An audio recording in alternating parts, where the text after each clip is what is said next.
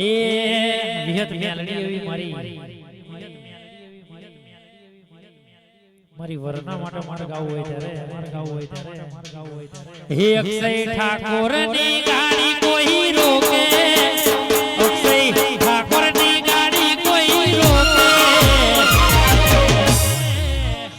મારી વિહત મેલડી જઈને પોકે